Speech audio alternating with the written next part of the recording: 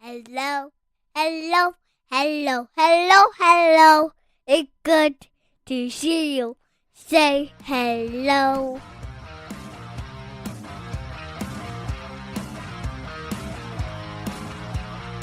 Welcome to the Huskies Hockey Podcast. Weldie and Andrew here, talking about the upcoming big season opener that we have on the books, kind of an exhibition and then a real game with Augustana and then St. Thomas.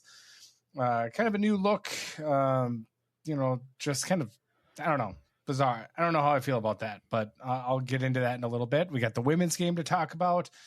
We've got a whiskey review, but kind of what I want to lead off the show with is the last piece Andrew dropped of the attendance look at for the university and Cloud Coverage College Hockey.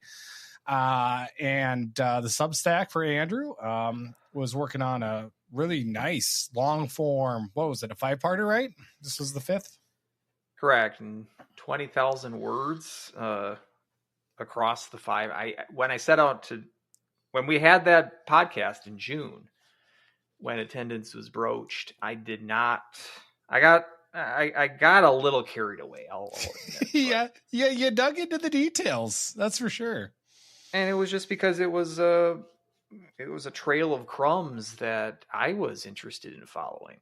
And perhaps some of that was in this last article, a lot of university issues with administration and enrollment.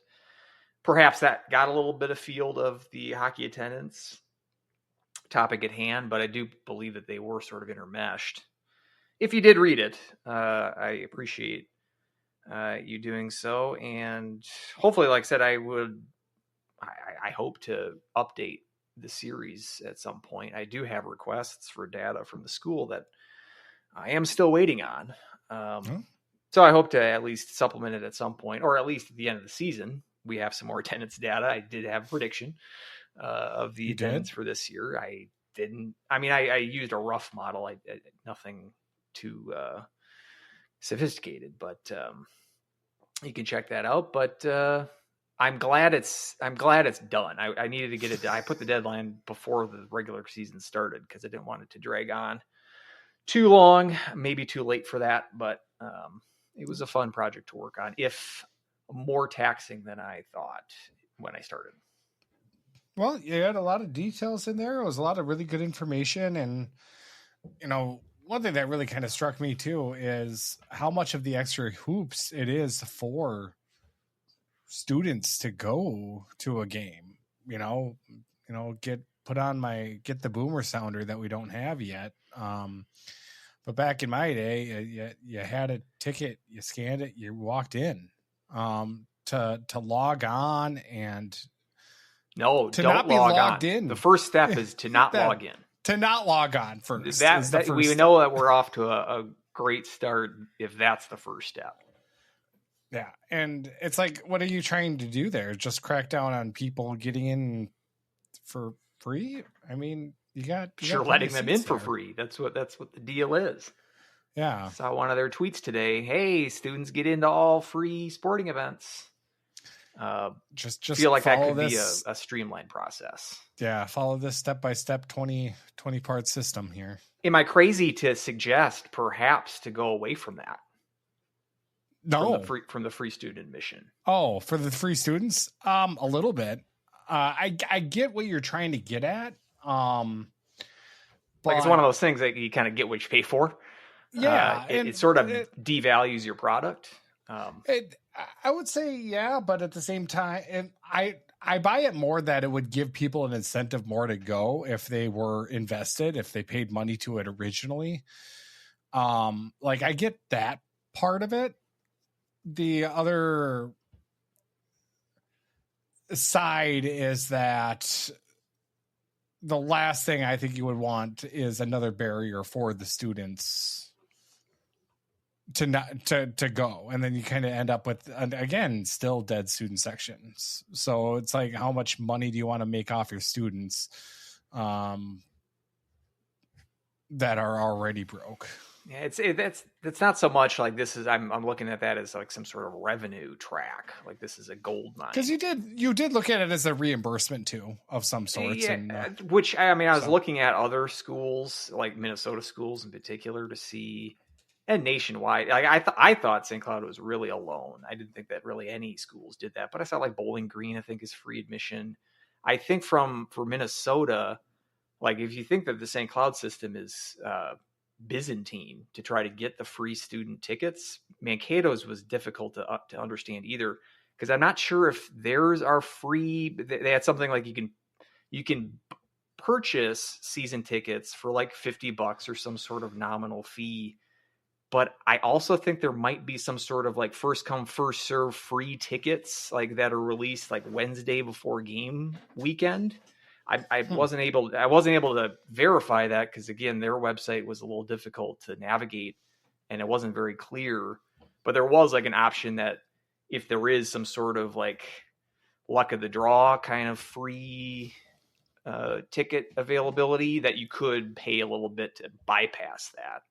Bemidji was definitely, there was no free tickets that I could see. St. Thomas, I think, did, but I'm not sure if that's been updated now that they're in their new building. The Gophers definitely no free tickets there. So I don't believe Duluth does offers any free tickets either.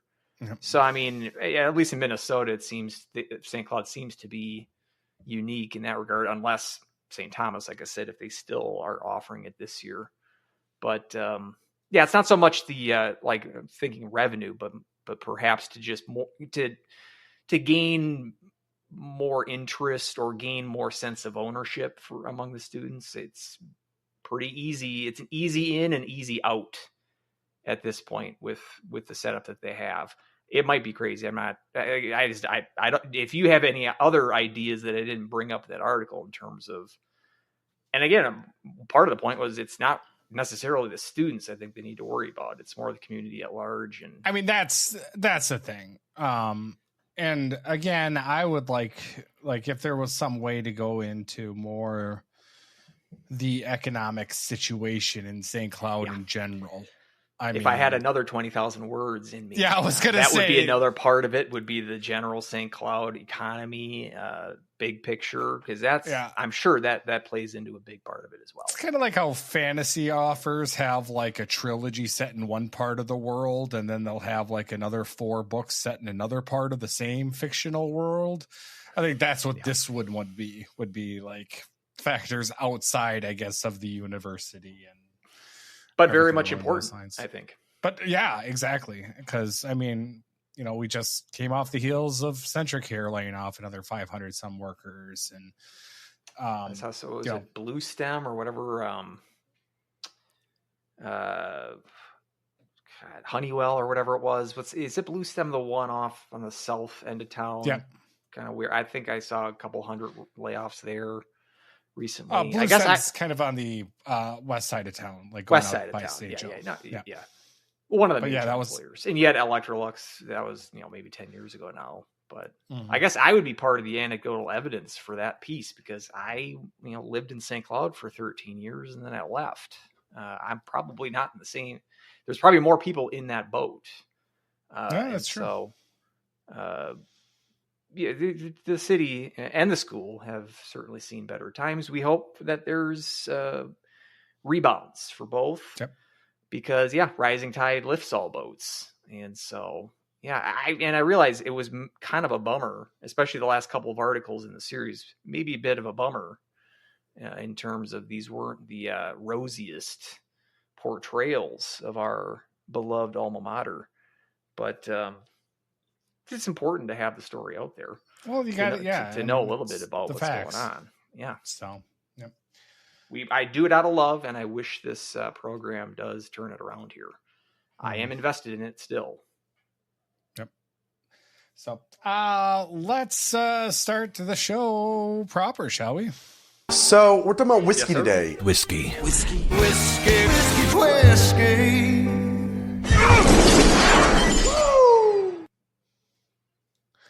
Okay, so we're at number 25 out of 26. No, 23 out of 24. No, two to go. We got this one and one last one. Yeah, exactly. And I'm going to be honest, I forgot where this was from. Well, that kind of ruins the bit. The problem is I went back downstairs twice to double check because I got the countries confused in my head, which one is where and what it is. And I don't know. How good are you at geography? Deece. Okay. I think this one is Tasmania. Is that like I look, because my head right went to the Tasmanian devil in the old school Looney Tunes. Tasmania? State Tasmania. of Australia, the island? Yes. You're getting that confused with Tanzania, which is an African nation. Exactly. That's what I was doing too. So I wouldn't guess that Tanzania is producing whiskey. Well, would you guess Tasmania is too? Well, Tasmania is not a country. It's like saying Minnesota is a country. Well, I had Scotland, and Scotland's not a country, so it's the same thing. Don't tell that to the Scots. So, all right, Tasmania, Tasmanian devil. Have you ever heard my Tasmanian devil impression? No, dude. I think I want to. It's I got like 2 impressions, and I think this one's pretty good. Is if I stop laughing.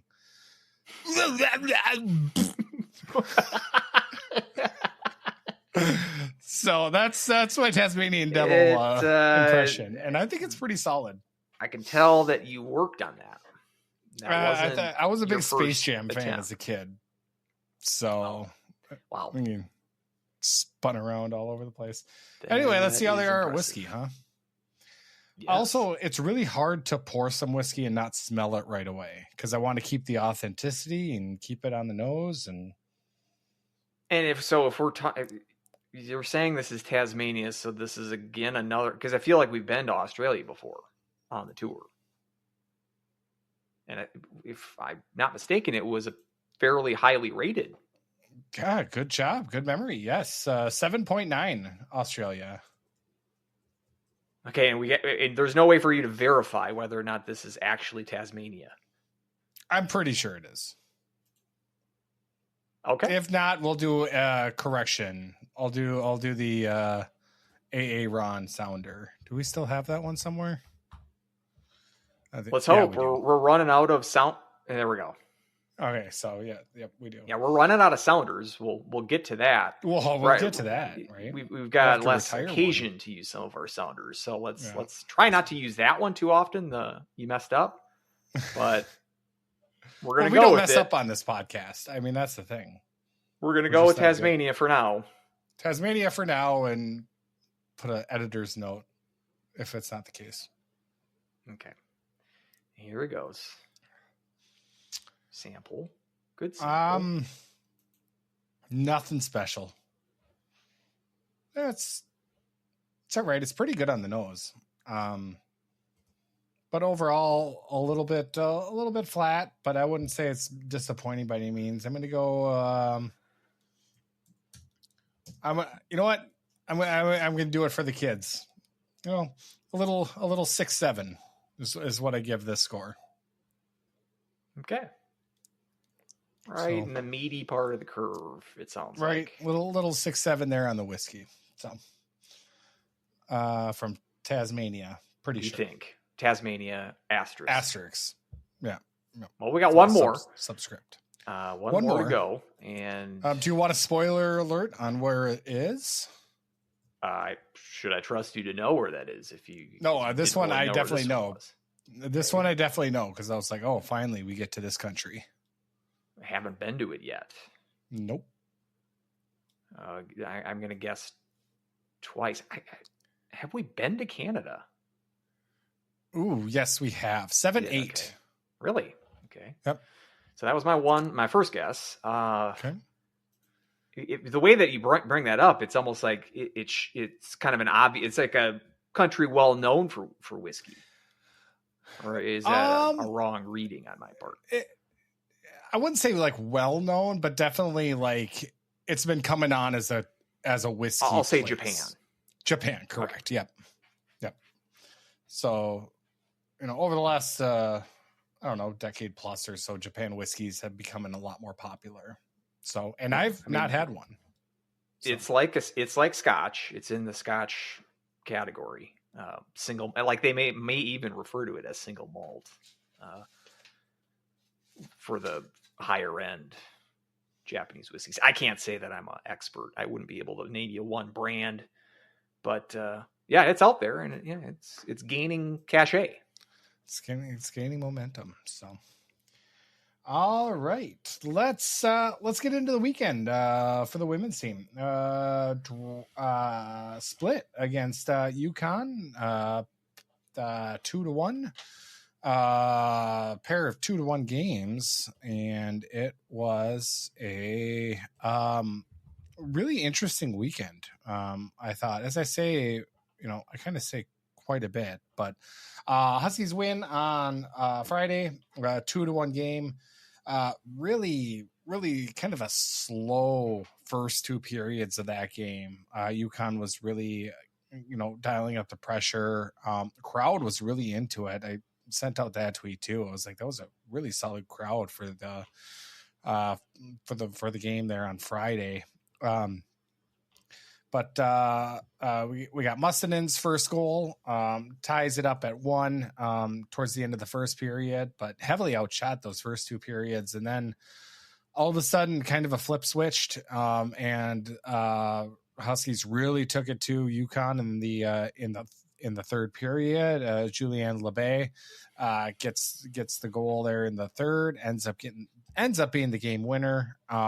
And it was just, I don't know what was said or what changed or what, something happened in the locker room, but able to come back and dominate that third period and get it. And then the Amelia Carrico, looks like Carrico's going to get the first games, and Jojo Chobak's going to get the second games of these series. So Carrico gets the win.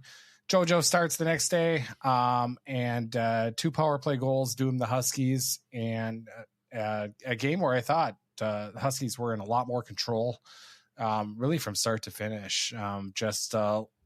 Depending on some of the calls, a little bit too aggressive, but they had their chances. They had extended power play times that ended up being all for naught.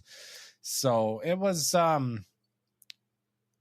It was interesting weekend where you get the split. I was looking for a split plus, but this UConn team's a pretty solid team, and they were able to show me some things. But what I think kind of the most interested or excited to see is that even when things weren't clicking in the first game, like you can see the fundamentals are there, and it's just things weren't connecting, and like maybe a couple of decisions weren't great with the puck, but it's like a lot of those things are teachable and can be ironed out, and then throughout the season they'll progress. And that's the thing that I'm really looking forward to, is that you had your chances there, and it didn't convert, but I thought you were able to generate some offense, and just some of the chances just didn't connect, and you'll have games like this, but it gives me a excitement for the future that eventually more and more of these are going to connect, and it's going to be a good thing for the Huskies. Sydney Bryan gets the lone goal on a penalty shot, her first goal as a Husky, and we've had, like, in the history of hockey, there's been, a couple of times where their first goal has been a penalty shot, but that has been, you've been awarded a penalty shot because you were hauled down on a breakaway. But this was an incident where the puck was covered in the crease, and not by the goalie. Yes, by a UConn player. And Yolosuo said Sydney Bryant's number to go out there and take a penalty shot, which I was like, bold strategy, Cotton. We'll see if it works out. But, Adulski did it also with Avery Myers, who wasn't really a scorer. And, for shootout situations, she was able to come up key in some shootout situations. Sydney Bryant, and sure enough, just absolutely lasers, fires it for the goal to tie it at 1, ends up giving up a power play goal later on for a 2-1 defeat. But overall, on the road against a tough opponent, kind of a measuring stick, and I liked what I saw. And it's one of those things that if I see this game, I think in February, I might be a little bit bummed, a little bit upset. But as of right now, with how young we are and we're still learning, I think it's a good sign of things to come. Yeah, I think it will be a game that our thoughts might evolve during the season if St. Cloud continues to improve and they're slugging it out, going punch for punch with the, cream of the crop of the WCHA. We might look at this weekend as a missed opportunity. It's possible that UConn snaps off a big winning streak, and we look at this and say, hey, this looks like a great result, getting a win out of UConn. Might be somewhere in between those two extremes, most likely, probably, but yeah, like I said last show, I thought that a split on the road, pretty decent opponent, is no bad result. It's kind of the par that you expect, I would say. After you win the first game, obviously want to be greedy and go for the sweep, or the split plus, as you put it, or even the sweep. Second week in a row where I thought the first period on Friday was their worst period. I thought that was the same with the Lindenwood series. That's something that hopefully is going to improve here, especially playing your next opponent, the Gophers, who we can get into this next week when we preview that series, but came out very strong against BC, and especially in first periods, both games. 2 routes of the Eagles, and so you want to be sharp next Friday, not this coming Friday, but next Friday when you play the Gophers. Because you come out like you did against UConn or even Lindenwood, you're going to be lucky if you're not down by several goals against the Gophers, I think. So something they're going to want to work on. And Carrico, I thought, really stepped up. That game could have gotten lost in that first period on Friday, but able to weather the storm. There was a power play opportunity in there as well. Shortly after the power play is killed off by the Huskies. St. Cloud. We have to stipulate which Huskies we're talking about here. Right. But Moostenden gets that goal, which was a big momentum shift, I thought. And the Huskies, I think, maybe the first half of the second period to UConn, maybe outplayed them slightly. And again, having to kill off penalties again. We'll get to that when we talk about the Saturday game. But as the game wore on, I thought St. Cloud was able to have a little bit more endurance and able to make the one play there with a good 2-on-1 with LeBay putting it home.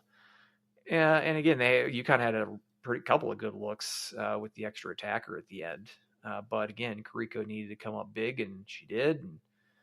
And, not exactly a stolen win. I mean, the shot disparity was lopsided after the first, but somewhat even for the rest of the third period was clearly in favor of St. Cloud. But on the whole, the shot advantage was only slight for UConn. Shows how St. Cloud was able to, find their game in the last half of the game, let's say, or maybe even last 2 periods, and come up with, I thought, a big road win.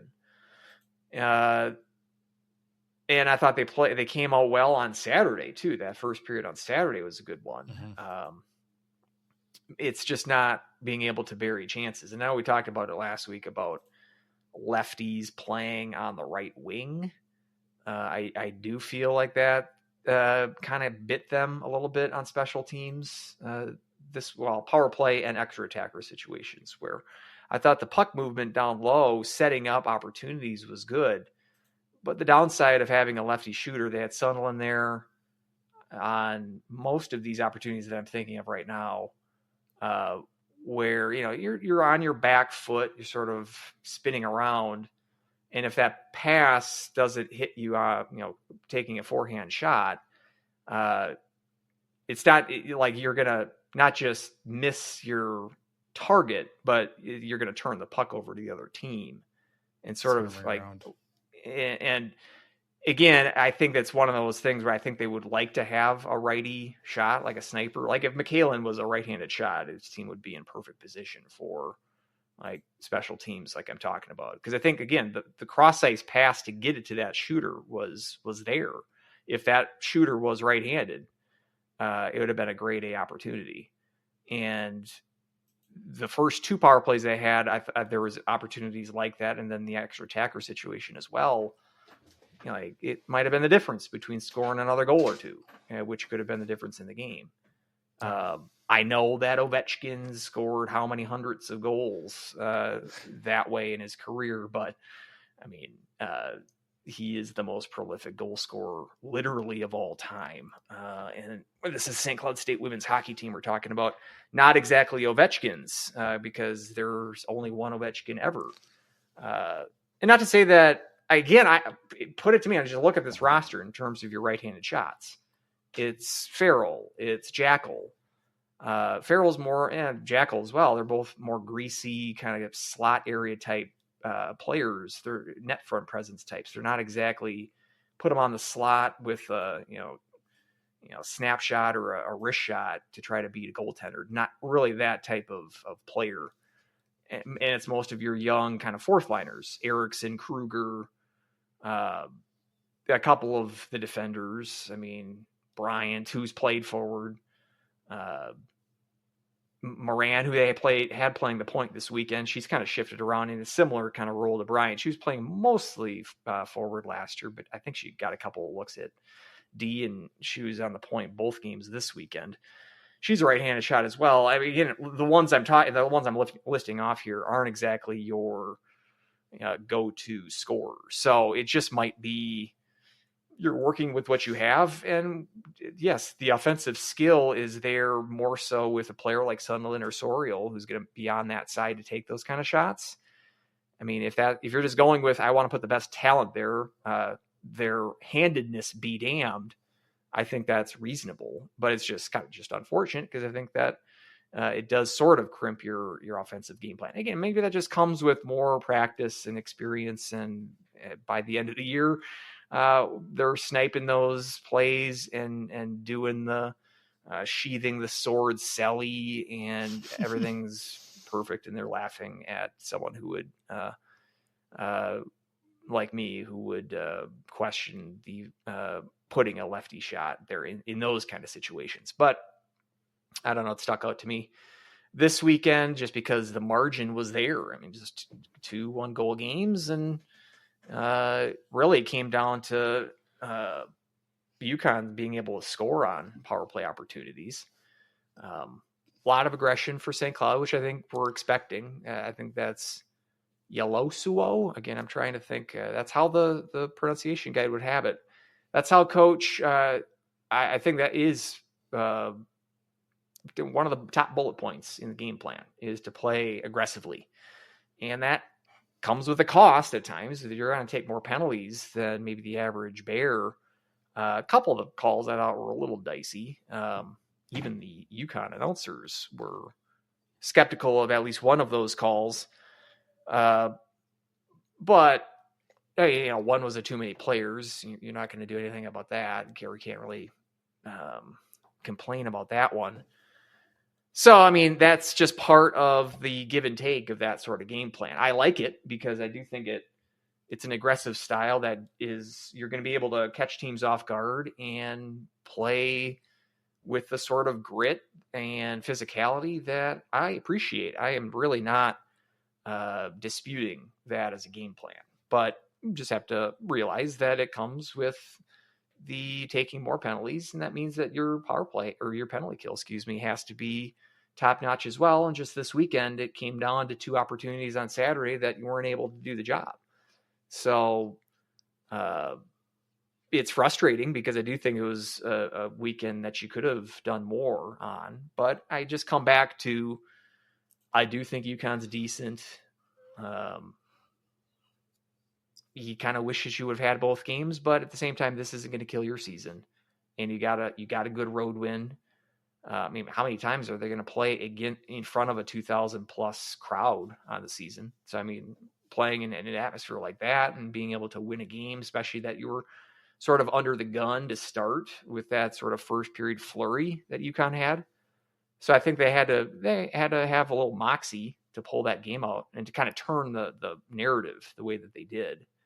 I thought that was impressive, especially for a young team and a brand new coach and whatnot. So, I mean, enough to like this weekend. I feel like I'm nitpicking, but, it's just one of those opportunities where I do think that this game on Saturday was winnable.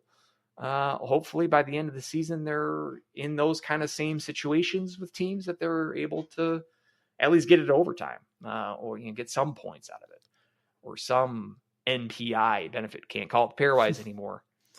Even though I probably will many, many times. But I don't know.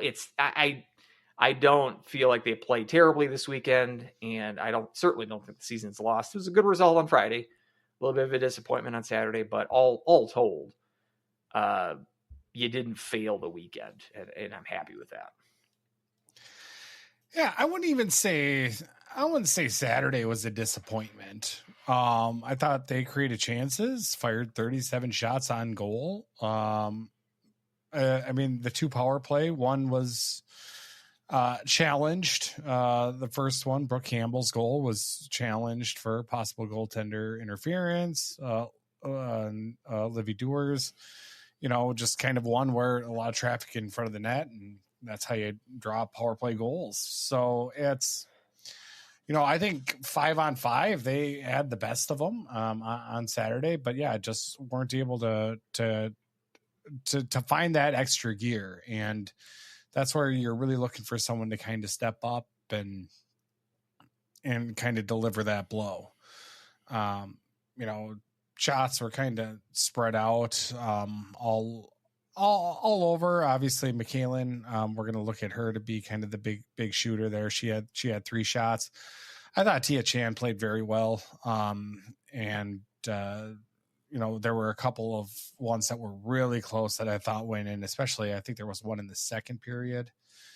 Maybe it was in the third period, but there was one that, kind of sneaked behind the net, but it hit the post. And I thought for sure that went in. I thought that we tied it up at 2 at that point, but that wasn't the case. So, and then the aggression, and then I didn't see that Alice Sorial had a 10-minute unsportsmanlike conduct added to the end of that game.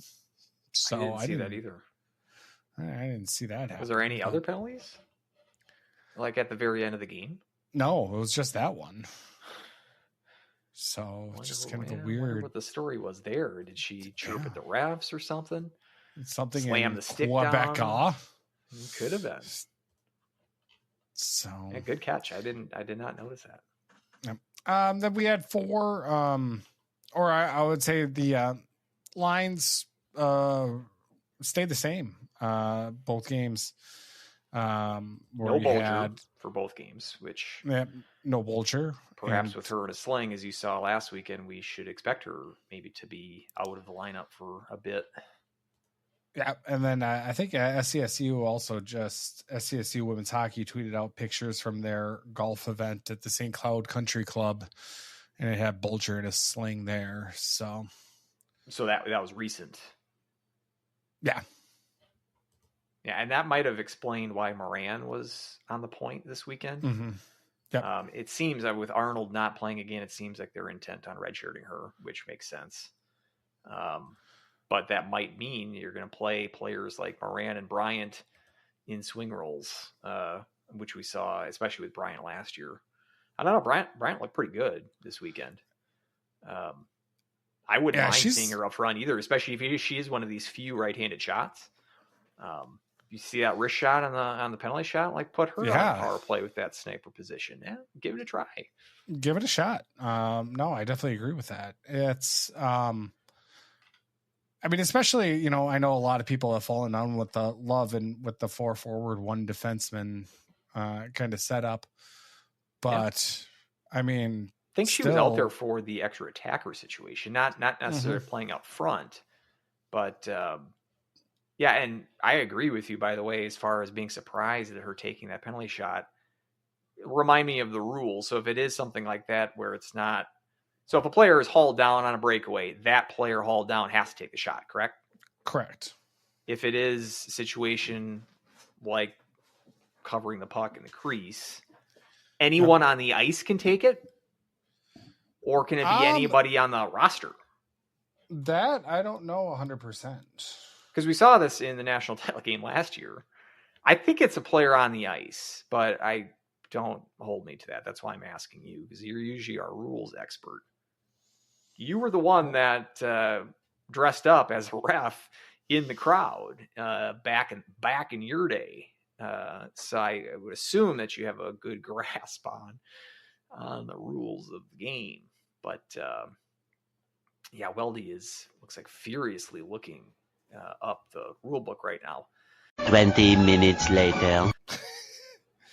If a defending player accepts a goal while in play progress, falls on the puck, holds the puck, picks up the puck, or gathers the puck in hands in the goalie crease area, the play shall be stopped immediately, and a penalty shot / optional minor shall be awarded to the non-offending team.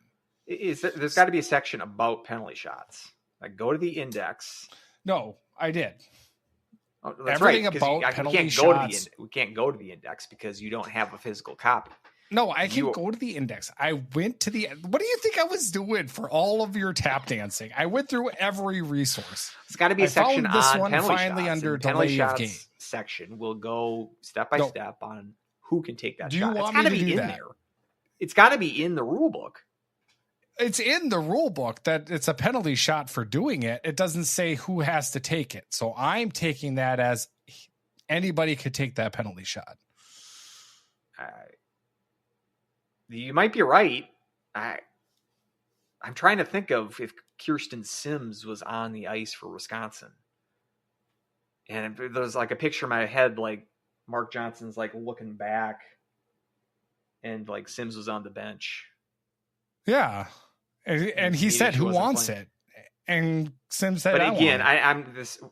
Bryant was one of my 2 choices for Powell. This is no shade. But really, if the entire roster was at your disposal, would you pick Sidney Bryant to take a penalty shot? God, no. Of course not. That's what I'm saying. If it was a limited, bizarre choice. If it was limited to 5 players, time, that would make no sense. Yeah. At the same time, I don't see them in practice. Last year for Adolski, I wouldn't put Avery Myers out in overtime in shootout situations. And she did very well in those situations. I don't see it in practice. I don't see the moves. And judging by Sidney Bryant's shot, it was the right call. She get a goal of the year, a Brocklehorst a couple years ago with one of those? No. Or at least a nomination? Yeah. I think she got a nomination. Maybe it wasn't a penalty shot. Maybe it was a breakaway. It might have been, or shootout is what shootout goal is what I'm thinking. No, I feel like she got a nomination, but it might not have been. She might have got a nomination. No, I think she got a nomination for a goal against St. Thomas because she did do a nice deke and win 5-4. Think that she won because she got the TikTok vote. No, I don't think we're not big on the TikTok. So, well, Avery Myers is. Avery Myers, I'm sure she was able to persuade the country juice, yes, of China. Because that's what she wants to do with her time is juice the Husky hockey podcast. Well, she's got the China vote with TikTok, so it jacks up her vote totals. Yeah, exactly. I don't know. So. We'll still have to. Maybe next show we can get it clear. Maybe I'll email a coach and see if I can get the official word there. I mean, either way, it worked. It's better than, we'll complain about like Larson's 3-on-3 lines. Those don't work. At least with Yolosuo, the the one head scratching move like this so far, she's batting 1,000. So that'll be the end. Again, of we don't see her. we don't see her in practice. So maybe like she's just lights out and shootouts in practice. But at the same time, do I really feel like UConn is scouting St. Cloud's practices to get scouting reports on? No, the coaching staff sees what she can do, so that's why they have the confidence to put her out there. No, I get it.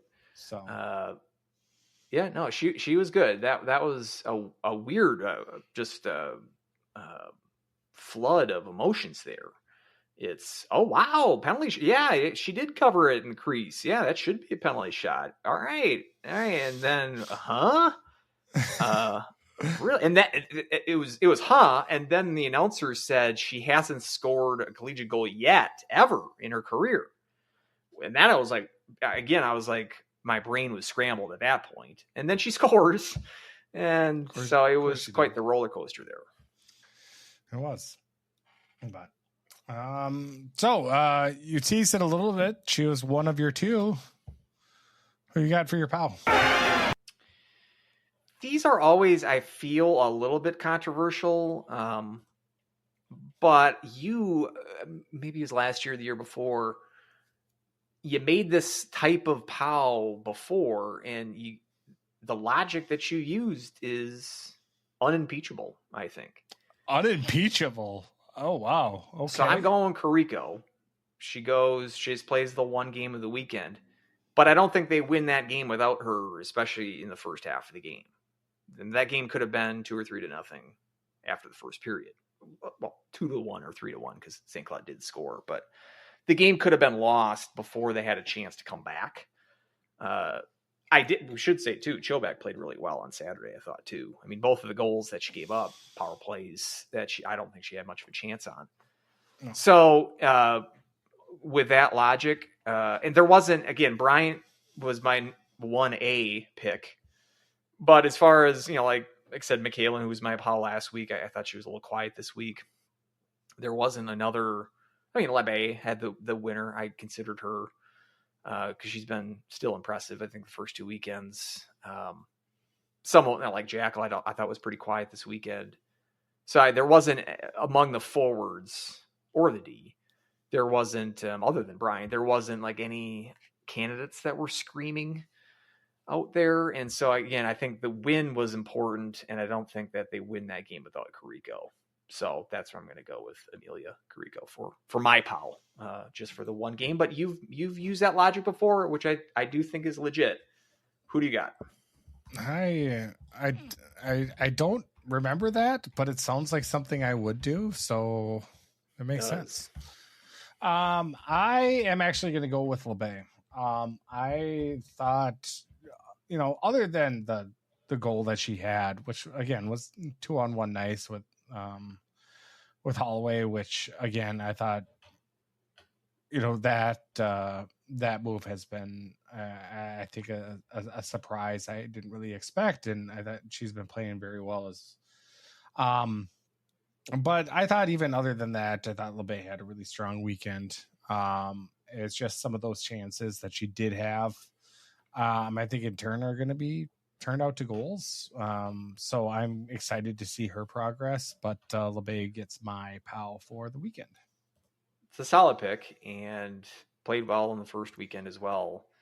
So definitely deserving. And just to confirm, I think we mentioned this, or I did maybe the Herbies or sometime at the end of last year, that I do have the spreadsheet this year, and I am keeping track of POWs.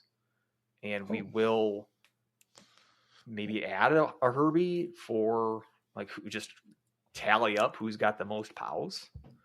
I like it. If we want to formalize that a little bit, so no co-POWs.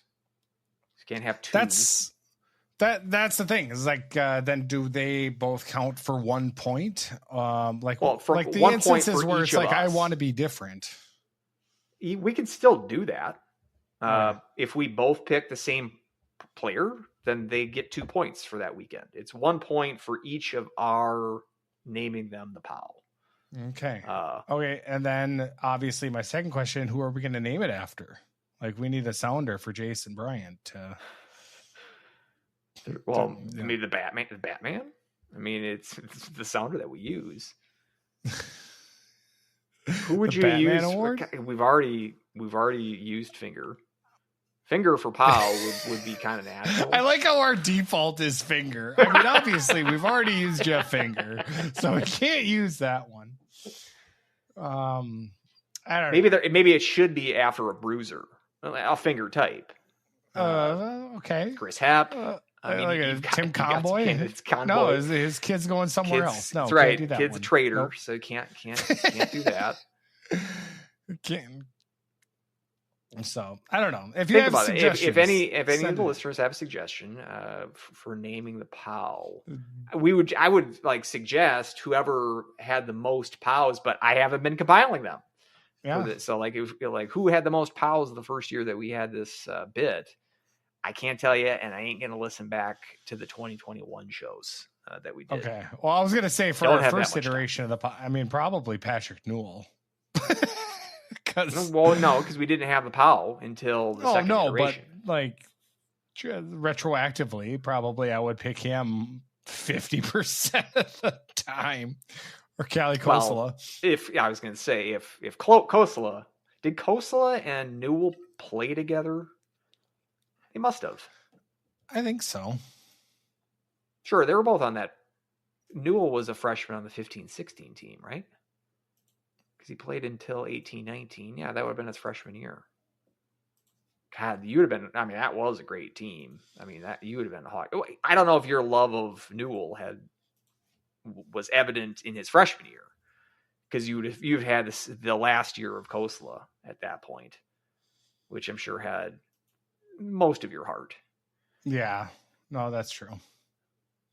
But yeah, so they did overlap. So it was just a 8-year run there of constant heart aflutter, whether it be from Kosela or Newell. Mm-hmm. Yeah, and probably Newell at that time, like you said, not. Well, and that would have been our first year of doing the show, although it started in the second half of that year. So, and then we did the 16-17 season. I would have to look at, because when I think of Newell, I think of those 2 number 1 overall pairwise years, not necessarily those first 2 years of him. So perhaps during that 15, 16, 17 era, perhaps Newell wasn't exactly the jewel of your eye at the time. But anyway, if anyone has any suggestions on who we can name a Herbie that we'll give out in 6 months, 7 months probably, our inbox is always open. What are your thoughts on Aaron Marvin?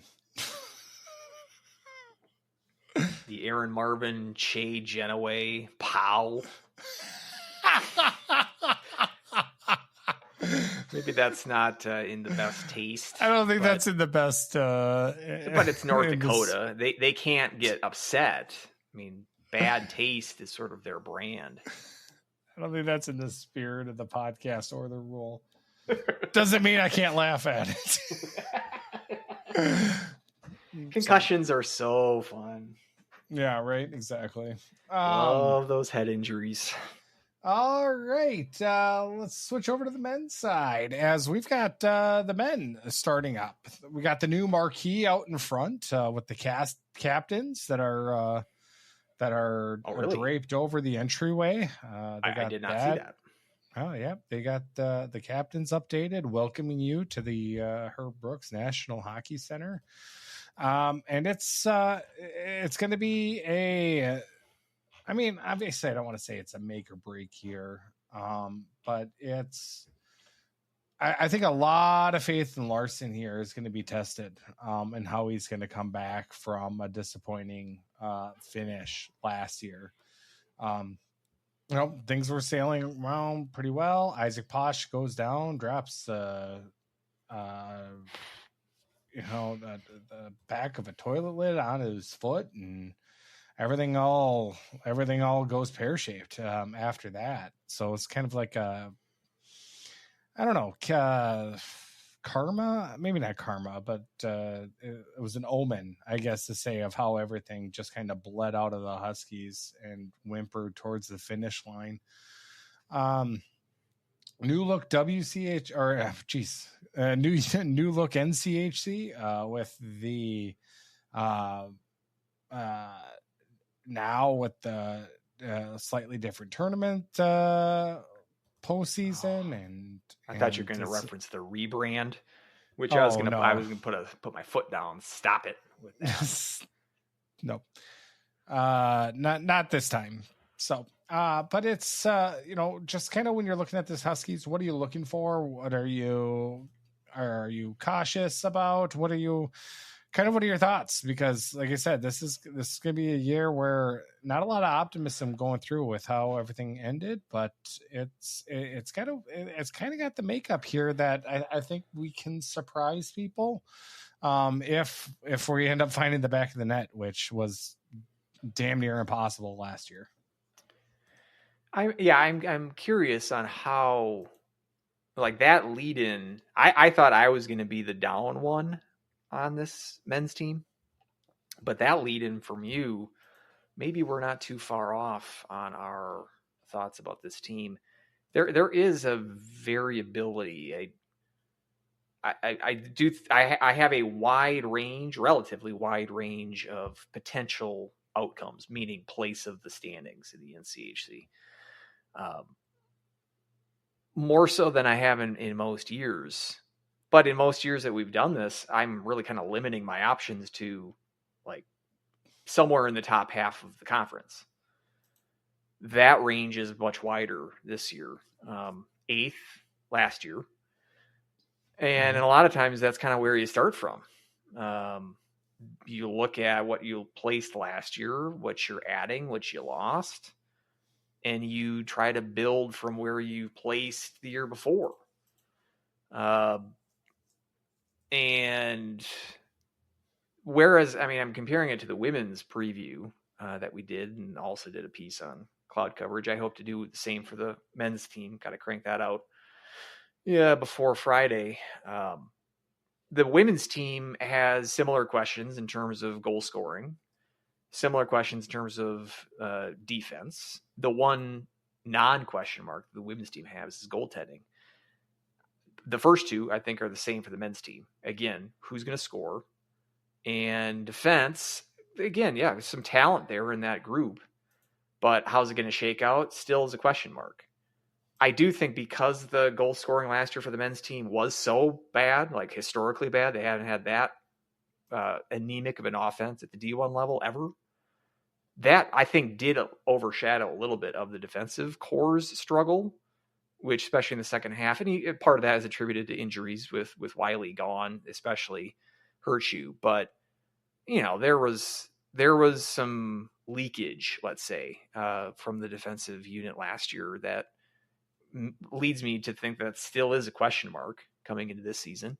And then the variable I have between the men's team and the women's team is that goaltending is a question mark for the men's team, which it wasn't for the women's team. And now I'm pretty high on Shostak, Jan Shostak, who's coming in from the USHL, goaltender of the year, I believe, in the USHL. He's got a better resume coming out of juniors than Posh did. So think of how well Posh did last year. It wasn't that great his freshman year. Still solid, around average if you compare his GAA and save percentage to the rest of the country. Maybe as a freshman, I would expect a little bit more out of Shostak, but then again, he is a freshman. Is he going to get bulk starts, especially right out of the gate? You've got other goaltenders in-house with Gray and Berzins coming over from Maine transfer. So there is, I think, going to be some competition, and that means that goaltending as well is a question mark. Because first of all, I don't know who's going to be the bulk starter. I would assume it's going to be Shostak, but who knows at this point? It's not like he has no experience at the NCAA level, so I can't just pencil him in for 80% of the starts right out of the gate. So that means all three units have questions. there's no one unit. It's not like if Posh came back, we could just say, well, we don't have to worry about that. Now, I do like a lot of this talent that they brought in. I think they'll be able to score more.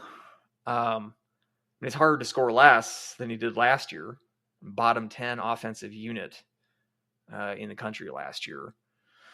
And you're bringing in guys like Nolan Road. I mean, who figures to play center. In your center, like, just think of it in your center positions. You've got Gross, you've got Miettinen, you've still got Rosborough, but then you're basically swapping out Sahlquist for Road. Right there is an upgrade, I think. I think Road's going to outscore whatever production. It's definitely not a downgrade. I am worried that there still is too much dead weight on this roster with Rosboroughs and Rymans and Rogers and other players that don't start with R. But so I think the bottom, like the fourth line, is going to be nothing. You can't expect a ton out of that line. We're still waiting on that 40-point season out of Jack Rogers that Huskies Woo has promised us. If that's the case, this would be the year for it. But I do think that your top three lines, I mean, the top two is largely intact. You're bringing back Brnovic, Hall, Miettinen, and Gross, as I've mentioned before. Top six-ish, guys like Ashan sort of graduating from the bottom six to more of an elevated role last year. I like what I saw out of him. I'm not sure if 30-point season kind of is in his future, but I think he's a valuable role player. Guys like Noah Ernest coming in, another one of the freshmen. I think Thorson should be better. I mean, he was another one of these guys. I think we had high expectations coming in last year, underwhelmed on those expectations. But I think with the year under his belt, he might be in a good position to surprise this season. I wouldn't be shocked if we see a 25-point season out of him. Because he's just one of those players, that might have just needed 1 year to get acclimated. And the one thing we saw for him, not scared at all. He had his sort of adjustment was not based on the physicality of college hockey. So I could see him being a big improvement on this year. I think you're going to look too at the schedule. I mean, the improvement of your offense, it might just be simple that you're swapping out Boston College and Michigan on the schedule for Vermont and Anchorage. You'll probably be able to score more goals in those 4 games than you did against BC and Michigan last year. And that alone might improve your average. If you have the same exact average for the rest of your games, you're going to score more because you're going to be able to score more goals against the Seawolves. Obviously, that's not going to be the difference between this team being a legitimate contender or not, but just from an offensive standpoint, I think the schedule lightening up. You got two series against Miami this year as well. So I mean that alone might take care of some of bumping up the average. It needs to be bumped up even more significantly in those tougher games against the Westerns and Denvers and North Dakotas of the world. You're going to need the increased scoring there to bump you into the conversation of, is this going to be a tournament team? So I've got more to add, but as far as goaltending and forward position, that's kind of my initial takes. What do you got going off of those thoughts? When I look to see where we're at, and I do think this is a team and this is a makeup of, I can see us finishing 3rd. I can see us finishing 8 again. There's so many questions going into this season that I think, my 3rd, I think, is my ceiling for this team. Kind of pie in the sky. My pie in the sky is 4th. I'll lay my cards out there. When I look at it, is the good news is I don't feel like we lost a lot, from this isn't a big shift of turnover we lost a lot going out. So in that instance, having that coming in is that, if you're doing 1-for-1 to replacements, I essentially like all of them as of right now. And if that's that's where I have the most optimism is that, some of the people that maybe did, ended up fizzling out or that I'm not a fan of is, we'll have a little bit less of. Or if they're not going to be there, that's awesome. And, to give some of the younger people a shot. I do feel, though, that Larson will maybe hang on to, like you said, the Rosboroughs more, or, Ryman. But I don't know. I feel like Ryman can kind of have a breakout year. I think he has the potential. It just hasn't clicked for him yet. So it's all of these questions that are kind of hanging over, and we're obviously not going to know until the puck finally gets dropped. But I'm really excited to see what this team kind of comes in. I'm not usually used to going into a season with so many question marks,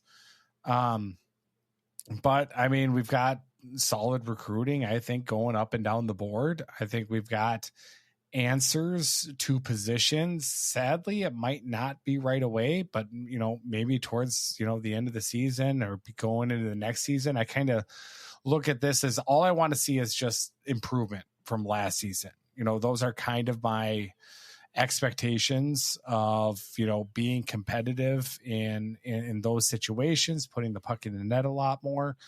And I think this team has the ability to do it. It's just putting all those pieces together so they all click.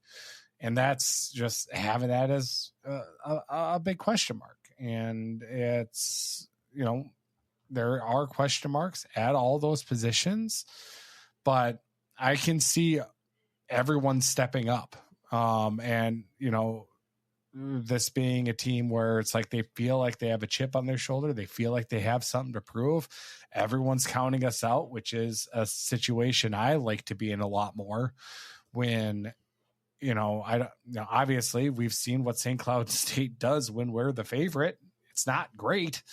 But when we're kind of laying back and no one expects a lot about us, we might be able to kind of sneak up and surprise. And, all of a sudden people, midway through the season be like, geez, they're starting to put things together. So now, do I believe that that's going to happen? Do I feel that that is going to be the next step and that's, going to come to fruition? I feel that's unlikely. That's why I'm probably a little bit more of the pessimistic side, but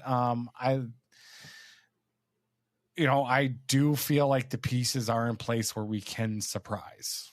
And that's kind of what I'm looking forward to throughout the season. Yeah, let's go over these. You mentioned the players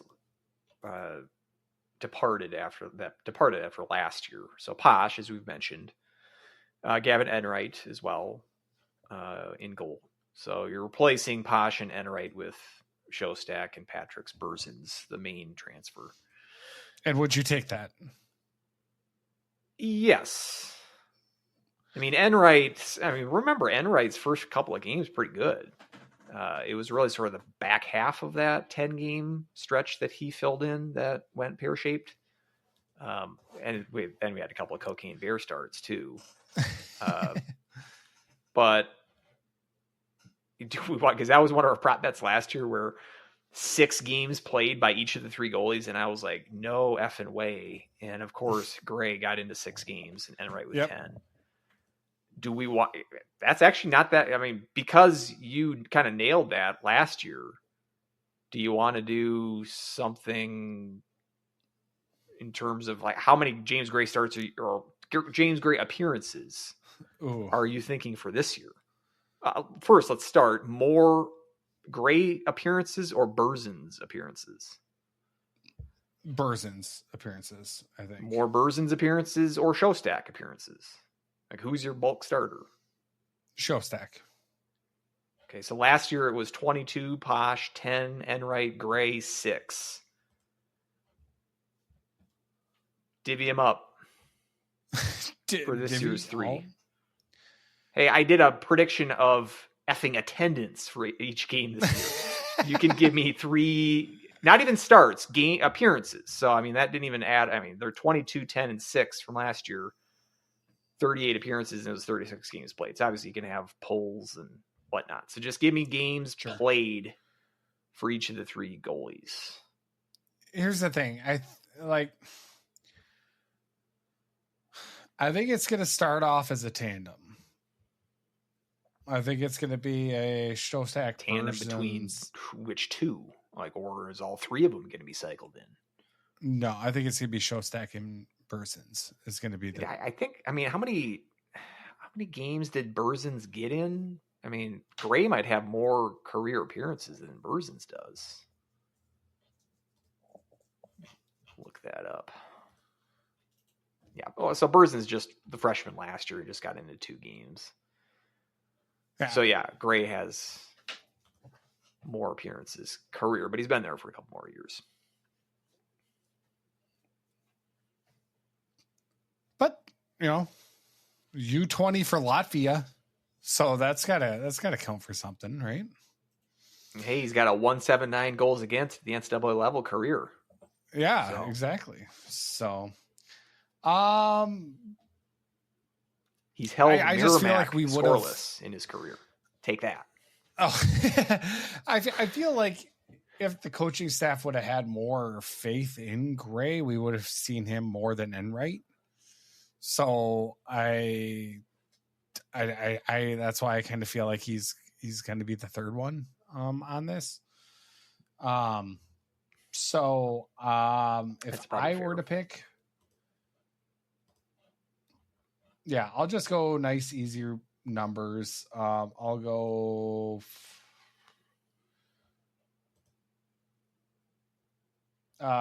20, 10, and 5. 20 Shostak, 10 nice Burzins, 5 Gray. Do I have to bet? You don't have to. I mean, that's I like those as like over-unders.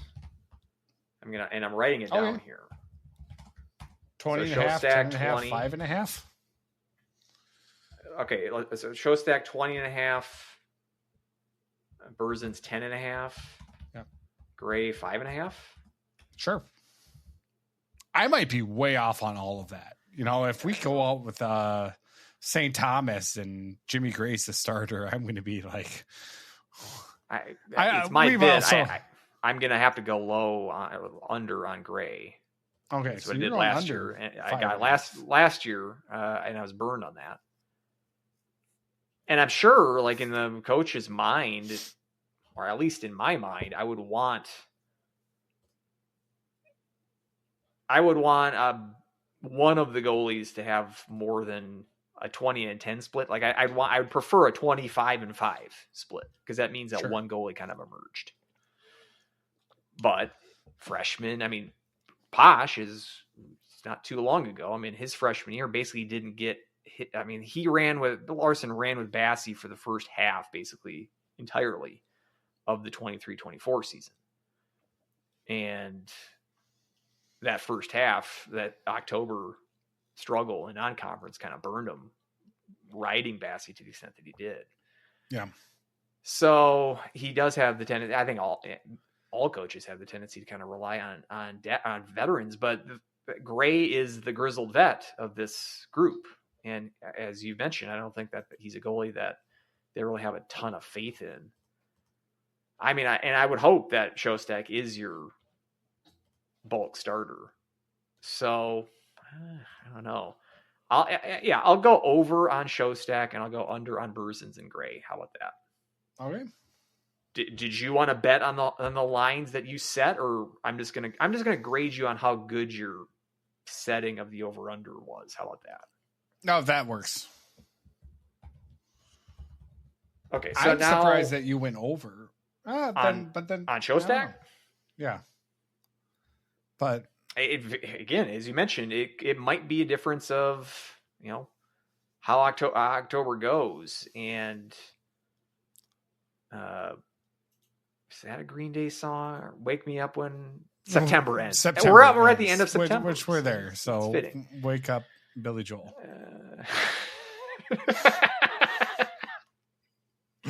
It's that is a different person. The video for that too. I mean, that reminds me of freshman year of college. It's Very Iraq wars. Billy Joe. Billy Joel Armstrong, not Billy Joel. Ode to Billy Joe. That's another good one. So yeah, I guess we're like if you're sitting at a bar making love to your tonic and like that's just, ugh. You gotta. I love a gin and tonic, but I'm not making love to it. That's all I gotta say. And you're playing real estate or writing a book about real estate politics. What are real estate politics? No, a real estate novelist. Never real had estate time for life. Not politics. Well, it makes as much sense as a real estate novelist does. There's more politics in real estate than there's novels about real estate. I think that's right. So I guess we analyzed to death the goaltending position, which wasn't really that wasn't where I was going, but that's the beauty of this show. Yep, exactly. So I mean, like I was looking at other departures from last year. So forwards, Salquist and Ports. I mean, like, and more those two gone alone is an upgrade, except for our precious face-off percentages, I guess. But remember, Gross actually led the centers last year in face-off percentage wins, or at least he did at the time that I checked. That's not the narrative. That's not the narrative that people wanted to push on us from Husky Productions. Well, again, it's like the catcher who hits $150, but they got to say how great of a defensive catcher he is. When you're Salquist and you average 7 points a season, you gotta dig. You gotta highlight and underline. Yeah, so let's trot him out on the power play. Brett, like, what are we doing? Anyway, sorry, rehashing again forwards? Last year. Yeah, you might be right that was the rest of that's the end of the forwards that graduated. And then for defense, to quote Major League, Roger Dorn retired, eliminating the hole at third base. Salquist and Ports are gone, eliminating the forward holes that we had. So yeah, I don't know. I mean, you're right. There's no pushback. Welch, I don't know how much Welch is going to produce, but like obviously it can't. I mean, Ports had 5 points last year. Salquist had 7. That's not a terribly high bar for Aiden Welch to clear. So, and again, we've got Anchorage on the board. Anchorage is going to be one of the 5 worst teams in college hockey this year. You could score 6 or 7 goals in each of those games. It's gonna be a homecoming weekend. We're going to be back, baby. St. Cloud State. Celebrate with an exclamation point. Celebrate, exclamation point. Bring your couches. Bring it to Shoemaker. Let's set them on fire again. Bring it back. I mean, and from the forward position. Let's go back to Roy Saigow, who wanted to get rid of the whole party school aspect. That's what attendance really That was said. Potter. No, that was Potter. Saigo was, we're not going to play North Dakota until they change their name. That was Saigo's. Right. That's right. Yeah, that was his legacy. Saigo's run looks brilliant in retrospect. No, Saigo's, and he was always active and involved in like athletics, and he was always there. I remember one time he came in, it's like, I can't hear you. Get the dog pound going. Yeah, his ticket was like the section over for mine. So, and with the white hair, he always kind of stood out. So you always knew when he was in the building. But I mean, from the forward position, definitely to put a bow on that, Potter was definitely who honestly thought we were the Harvard of the Midwest, and it's like, well, and he made, killing homecoming. I mean, I think he made a big deal out of trying to get away from the party school image, which, I mean, I think that's a noble goal. I'm not even going to say that it contributed it to the declining enrollment. No. And No, if that was like why St. Cloud was doing well enrollment wise, because it was a party school, it's probably good to go away from that. I mean, even though every school's a party school if you want to make it one. Right. I certainly indulged. But I'm sorry. Yes, forward group. this is an English garden. It's not the French garden. The French garden is very much organized and it's a form and scientific. The English garden is unmaintained. It sprawls. It grows ivy crawling up the fences and the trellises. We go any which way that nature allows us. So let's try to stay with us. I swear to God, I've never heard the term English garden. It's a good analogy. The more you think about it, it's good. The unrestrained version, with just letting your mind wander free. It's freeing. It's great. With those I don't the know what's group. going on in my settings, but like I Google search English gardens and it comes up as Munsinger Gardens. Google knows where you live. Oh no, oh wow. It knows. It says get there 1 hour and 8 minutes. And I'm like, I don't think it knows where I am. That doesn't make sense. It doesn't take me an hour maybe to walk there. But even then I realize that's by bus. To tell you how Metro Transit operates in St. Cloud, for me to get to my house to Munsinger Garden would take over an hour. Anyway. It's not great, Bob. That's just...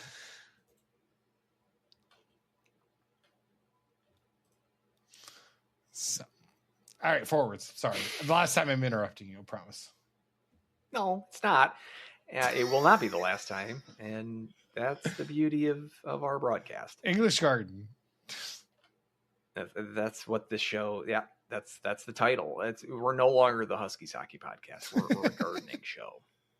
So I mean, losing Sahlquist and Ports out of your forwards, your top 7 scorers from last year's squad, and yes, literally the worst scoring offense in this program's history at this level.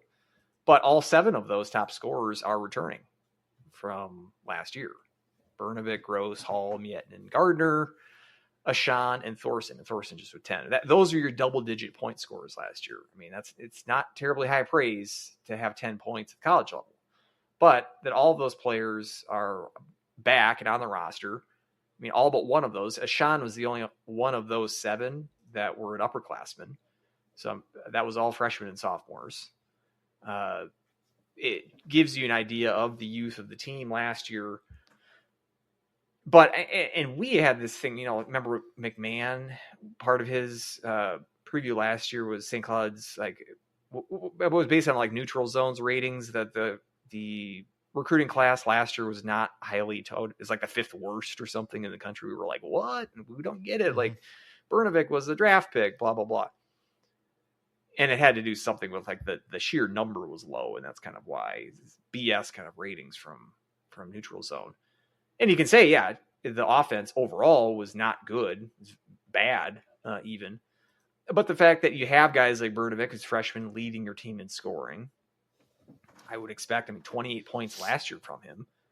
I mean, we should expect an increase this year just based on natural progression, getting more acclimated to the college level. There was a lot to like from Bernovic last year. I don't think he's like the best 2-way player. Like, you're not going to get a bunch of defense, like back checking from him, but he can put the puck in the back of the net. That's really all I'm asking for a guy of his size, caliber, shot kind of skill set. Would probably be the odds on leader in points this year. I mean, yeah, if Bernovic's not leading the team in scoring, who is? Gross at number 2. Maybe he's the natural pick there. Might be my pick. I mean, maybe like maybe Miettinen, if he's able to distribute the puck really well. But obviously Hall or Gross are kind of what you're looking at. So I can't even remember from last year. I mean, especially the second half last year, try to black that out. But like, who was Bernovic on a line with last year? And I'm looking at a lot of, the point charts towards the end of the season, mostly Miettinen, but there was a lot of Gross as well. So, I mean, he could have been cycling through a couple of centers on his, that he was playing with. But, I obviously, I think he's promising. I'll say this. Let's say Bernovic 35 points or more. He can be back for a third year. I think so, yeah. Really? Yeah. Maybe we should hope that he has such a great season that Anaheim wants him. I mean, yeah, he's, played Team USA, but he's a 6th round pick. So, I mean, even from Anaheim's standpoint, they're probably not chomping at the bit for him to get here. That's fair. It's, 6th round pick is actually, you can debate kind of a sweet spot of where you want to be, because you might not have as many eyeballs on you as a 1st or 2nd round pick. But if you're undrafted, then 30 teams or 32 teams can look at you and try to snipe you, where it's sharks in the water type of situation. So, being a later round pick is actually kind of advantageous when it comes to that situation, to where, it's essentially just free development for Anaheim. So that's kind of what I'm thinking. I think that he would stay for the third year. That's a good point. Whereas a guy like Gross, undrafted, he's 1 year older than Bernovic. But if Gross pops off for a 40-point season, he's definitely a flight risk. Yeah. Hall, kind of in the Bernovic camp, a low round draft pick from Seattle. He kind of flies under the radar a little bit for me. He can kind of run hot and cold. Like, there's games where I'm like, ooh, Barrett Hall, like, I like. And then there's sort of series at a time where I can kind of forget about him. If we can get more of a consistent production out of him. Yeah. And last year too, I think when I was at the Michigan series, I think he was on he's playing the 4th line with Salquist and those guys. It feels like he's struggled to find consistent line mates. So I'm wondering if they can find a good group for him to thrive on. I think that'd be nice. Miettinen, he's shown good spurts. He actually goes to the penalty box, which is weird because he's Miettinen. Was it one of the playoff games, or was it just the regular? I remember in Western Michigan, he had a special penalty trouble, maybe 2 or 3 penalties in one of those games. Which was very unusual for a guy of his last name. Yeah, it was the first playoff game, 6 penalty minutes. 6 of his 10 were in game 1 of the playoffs last year in Kalamazoo. So don't expect that a ton, but 21 points from him last year, and doing a lot of work, valuable work with faceoffs and other center position duties that I think, again, don't necessarily go into the box score, but are valuable for this team. I've mentioned Thorson. I do think he can be an X factor this year. I think you could say the same with Gardner, who maybe like Hall, not quite to Hall's production, but Gardner as well would show some signs of reasons why he was drafted as well. I think Thorson needs to find where that edge is and maybe back off a couple of steps. I think he caters maybe a little bit too far on it, and he is. Who are we talking about here, Gardner or Hall? Thorson. Okay, all right. So Yeah, that's why I was lost. neither. Okay, all right. Yeah. No, that makes more sense. Yes. Yeah. Thorson's, yes. So,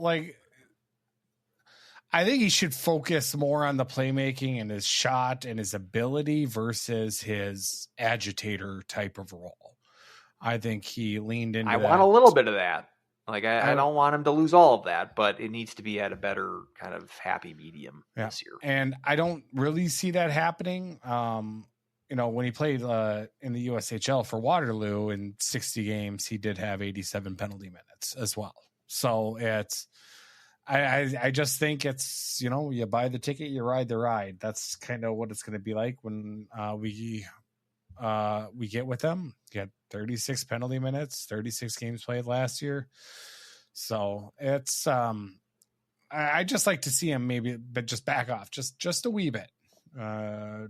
Just a wee bit, and he'll but I'm looking for him to really, from a production standpoint, really take a step up. And we've talked about this group of forwards for how long now? 10, 20 minutes. Is a name that we haven't mentioned. Even we've mentioned Rosborough and all the R last names. We haven't mentioned Adam Ingram, who is still on this team. Oh, I thought you were going to go with Damon Gardner. I mentioned him, so I can't.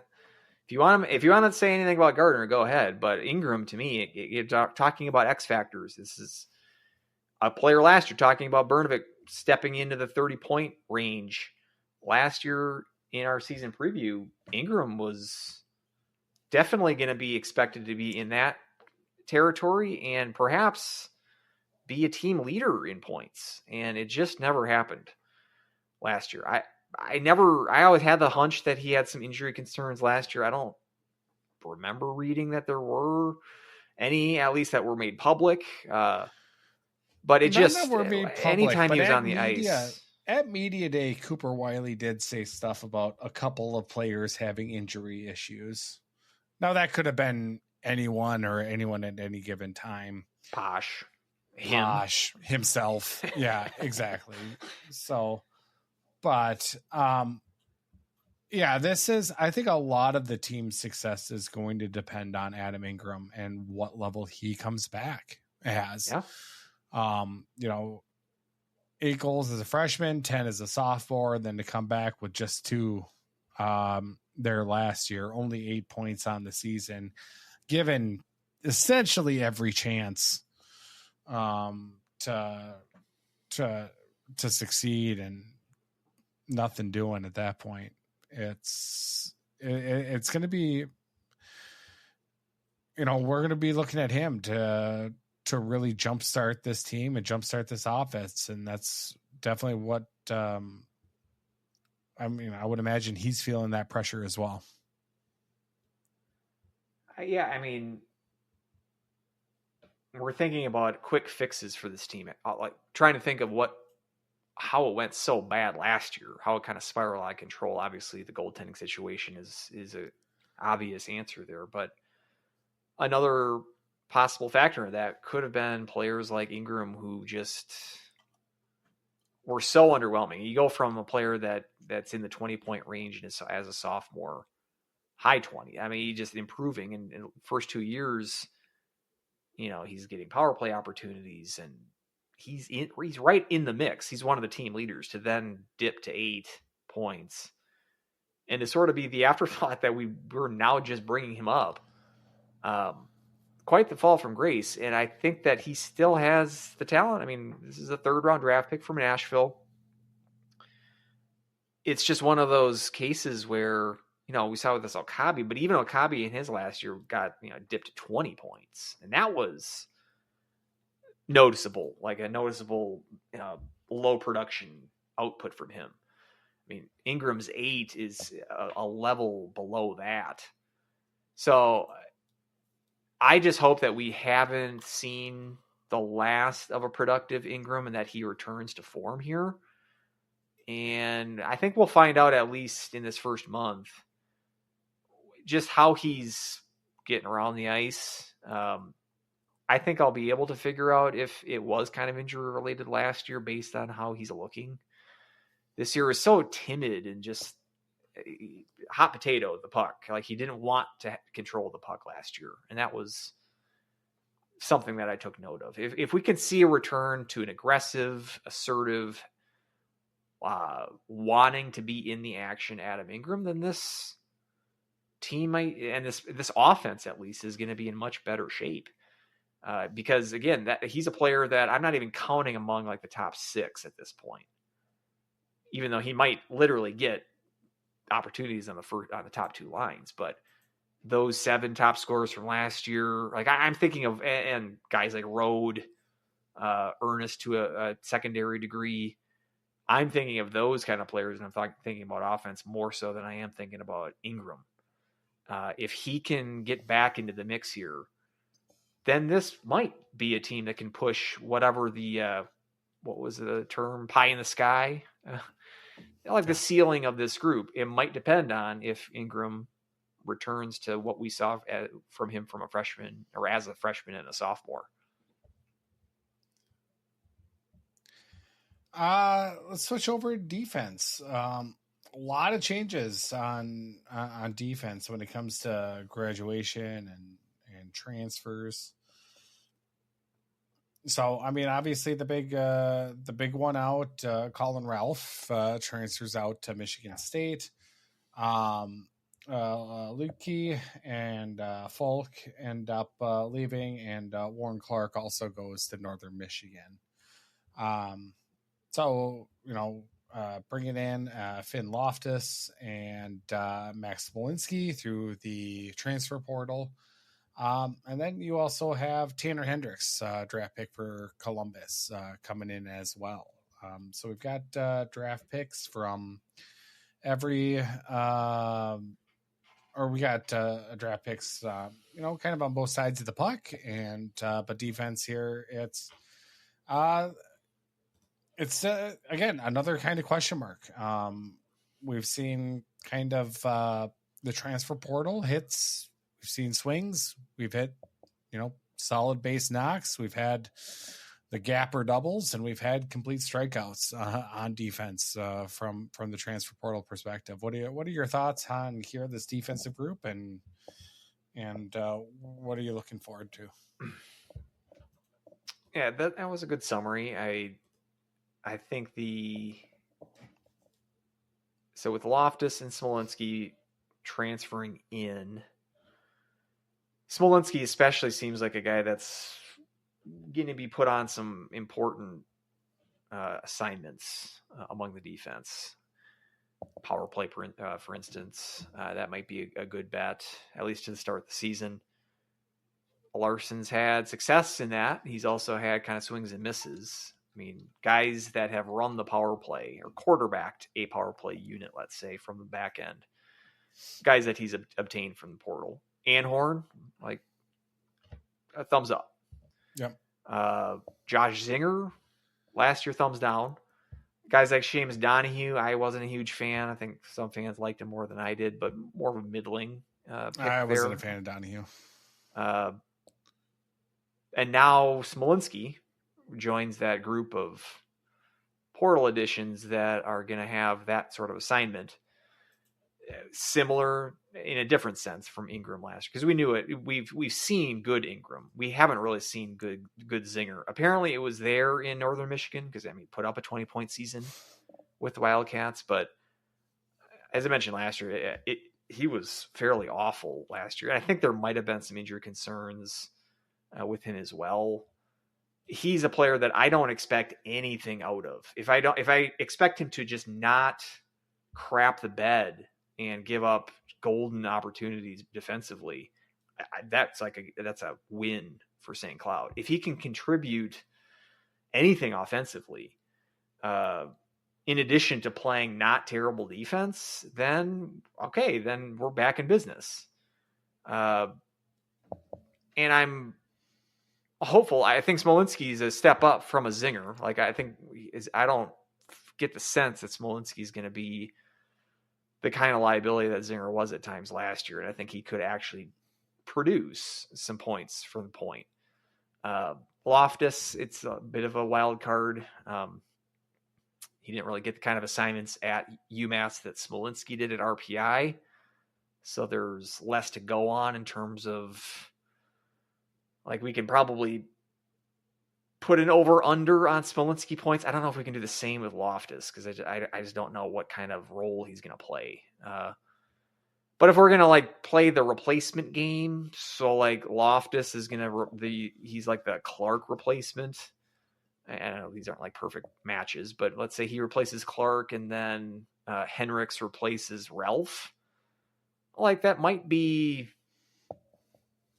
as good or improvements. Ralph I thought was the best defenseman last year.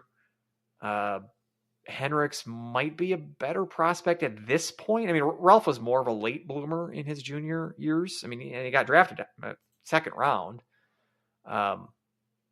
And that was mostly on the strength of his most recent, at that point, junior season. When St. Cloud committed him, he was not like a top prospect. Whereas Henricks has sort of been on the radar as a young Californian, and he was drafted last summer in 2024. But he sort of proved that with a good year in juniors last year.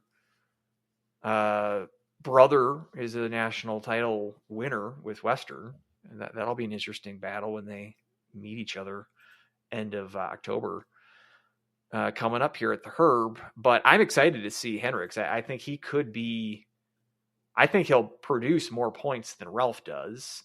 He might not be as much of a bruising off defensive force that Ralph is, just because size difference. But I think he's more naturally... he's got the more offensive side of his game than Ralph does. So, and it took Ralph, basically until the second half, until he was getting power play opportunities, right? I don't think it'll take as long for Henricks to get that kind of look, just because that's his player type. So based on that, I mean, there's a lot of question marks like the other units where we're thinking of, yes, there's a not unreasonable best case scenario for a lot of these players. It's probably not reasonable to think that every one of these players is going to hit their best possible, like their ceiling, but you hit, base hits on, a majority of them, then your defensive unit is going to be fine. But it's just a matter of proving that on the ice. Like Smolinski's, for me, he's a line on a stat sheet. I haven't seen him play yet, so when I see him play, it's kind of like Zinger. Like that stat line looked good coming into last year, but it took me a month or so. I'm like, I'm not really sure I like what I see here. And going from ECAC to NCHC, there's a bit of a learning curve there. So I don't know. You can look at it positively. You can look at it pessimistically. Somewhere in the middle is probably where it's going to end up. I'll say this, like between forwards and defense, which of those two units, I'm just going to keep it general enough for you. Between offense and defense, are you more optimistic? Which of those two are you more optimistic on? I'm more optimistic on the forwards. I would agree. But I think it's because also we've seen glimpses of what all of, the forwards can do. It's whether or not they can put it all together. And having that is kind of going to be the big tell. Now, on defense, the more that I look at it, the more I kind of like it. But who knows what Smolinski and Loftus will bring. And then obviously, I forgot to bring up, or, talking about Tanner Hendricks too. I mean, right shot defenseman. So obviously already I'm right. Happy about that. He's 6'4", 205. So he's, does have some size to him. Yeah. So I think that's, something I'm looking forward to in that aspect too. So,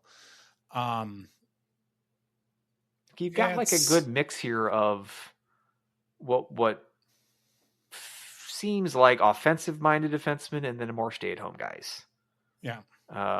Reiners is like the perfect mold of, he's not going to, I don't think he's literally scored a goal. 6 points total, 0 goals. But like just fine from a defensive standpoint. Like I rarely am I noting a miscue defensively. Like, Reiner's got burned. I'm not really saying that too often with him. I've actually heard some good things about Caleb Tyson. Hopefully, can get the. Because was it Duluth had a goalie Tyson and was spelled the same way? So it's effed me up. I don't know how to pronounce his name. I'll have to check the. Hopefully, they have the pronunciation guide this weekend. But I've heard some good things about him. I mean, he's gotten brief looks, more so at the end of last year. And he's I think a hard-working type player that is kind of hungry to prove himself is worthy for a regular slot lineup. So I'm not going to sleep on him. I think he might actually be a contributor this year, like a consistent force in the lineup. And if he's going to be like a Reiner's type, where, he's not going to make the box score in terms of points and goals and assists and whatnot. I'm not going to play on power play units. But if he can just play a decent defense and not give up the kinds of opportunities, not get burned, again, I'm not going to complain about that. And then you got the mixes of, Bufflin, I thought was like, okay, what kind of player is he? Like, I was a little confused in terms of what his role was on the point. I mean, he was stepping into power play 1 situations when Wiley went down last year. I'm not sure. I think he was a little bit over his head there. The team might not have had a ton of other options at that point with injuries, but seeing exactly how he fits into this unit is going to be interesting. And then like Loftus, like I mentioned, not really sure how he's going to kind of play into the system. Joe Belisle, another freshman. I'm not sure if you mentioned him yet, but he'll probably get some looks here as well. So, and then you've got Wiley too, and we should mention him. I mean, as one of the captains and on a relatively young team, he's one of the with Reiner's these elder statesmen. A lot's going to be. It's kind of like Grace Wolf with the women's team. If this team, and especially the defensive unit, is performing admirably, it's going to be because Wiley's leading that unit. Yeah. So if we're going to be singing the praises of the defense, that's probably a sign that Wiley is having a good year, and we should hope for it. But yeah, of this unit, Hendricks is the one I'm especially looking forward to. But a guy like Smolinski, I think too. I'm not going to go out there and say he's going to be Anhorn 2.0 here, but similar kind of resume coming from the ECAC, and the fact that he's probably going to get some looks in the power play, we might, in short order, in a month or two, kind of look at Smolinski as he's having a good season, and he's putting some points on the board from the point. I'd love to see it, and if I'm going to pick to click, he'd be kind of my one. He might lead the defense in points, but again, that might be way off. He might be Zinger 2.0. So I guess we'll see how that shakes out. But it's an interesting unit, a lot of promise, but I just don't know exactly how it's going to play. Mm-hmm. Yep. All right. So that's kind of a rundown of the men's team here. Where do you want to go next? Where are we at now? We're at brushing up against 2 hours here. So, well, I do have a couple prop bets. Okay. If you want to keep going, the marathon continues. Okay. Well, we've already got a couple that we threw in the first part of the show. So, but Adam Ingram goals. Ooh. Over under 7.5. And what did he have last year for goals? 2 last year, and I think 10 and then 8. So I picked 7.5. I was thinking originally double-digit goals, but no, I think 7.5 is a good over/under, especially based on that history. Yeah. I would probably have a better feeling after I saw this weekend's games, just to see what he looks like. You know what I mean? I bet you would. What the heck? I'll go over. Over. I'm going to go over as well, but I'll be like, if it's under, we're in a lot of trouble. Sure. So, all right. That's fair. Yes or no? Will we have a 20 goal scorer? 20 goal scorer? I will say no. No. You're going neither? How about, okay, let's maybe caress this. Yeah, 15 might be a better. All right, let's go. Because what? Brnovik had 13? 13. If anyone threatens with 20, it's going to be Brnovik. Yeah. I would imagine. I'll say he goes over 15. I'm not going to say 20, but I'll say over 15. Okay, over 15. Would you stake that claim? Yeah. I mean, after I said 20 and like looking at it when it was written down, I was like, ooh, that's a little high. So. Okay, let's split the baby. 17.5. Under. I'll go over just to make it interesting. I don't like this to agree, because let's say 17.5 goal scorer. You go no, I go yes. Got it. All right, Gavin McKenna, point total 69.5. Nice. So basically, is he cracking 70? Which puts him into Jack Eichel, Will Smith. Which is a rare error these days. Mm-hmm. God, but they're playing that Sherman schedule. But they're playing that Sherman non-conference, and I'm pulling it up because is it just a bit like, am I getting out over my skis? Arizona State, Clarkson, Long Island, Stonehill, RIT. RIT might be the worst of those teams, actually. They might be worse than Stonehill this year. I think Long Island is going to be bad, too. And it's not like lockdown defense is the name of the game in the Big Ten. It's a good point. But as you mentioned, all those players that had 70, and did Gauthier also get 70? I mean, all these players that we're mentioning were East Coast players, not playing in the Big Ten. I wonder what the Big Ten record points is since that conference has started. For freshmen or just all together? For anyone, because the players that you mentioned that cracked 70, I think that's it for who's cracked 70 since Gaudreau, which was in 13-14, who had 80. Kyle Connor might have cracked 70 for Michigan, but not many.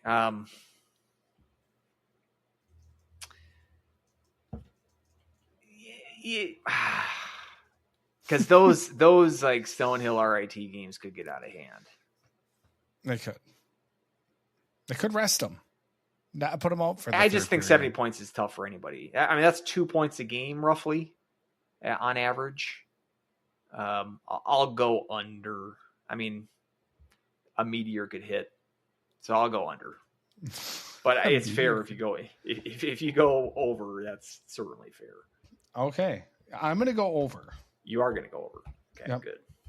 Like I said, I think Big Ten's not known for its defense, and that's a Sherman schedule. Do you have any is he odds on to win Hobie for you?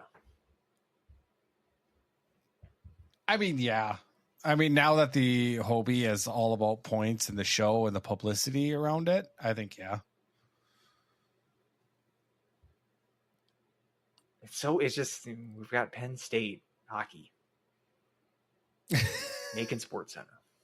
Yeah. These are, it's a brave new world. It's a new time. Last one. This one's Husky related. Over under games played. 3.5 for Ocean Wallace.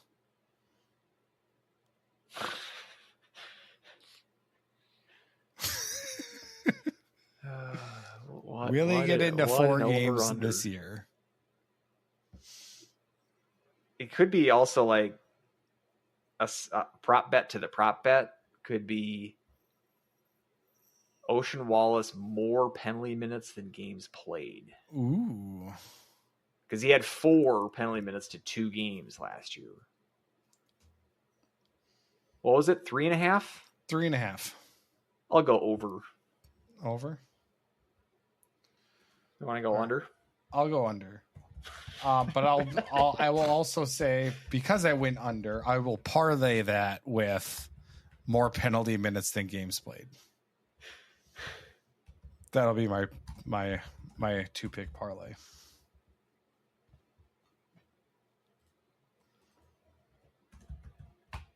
Okay, I've got these all written down on the spreadsheet. Were there any more? Because again, those were some good. Nope, that's all I got. Yep.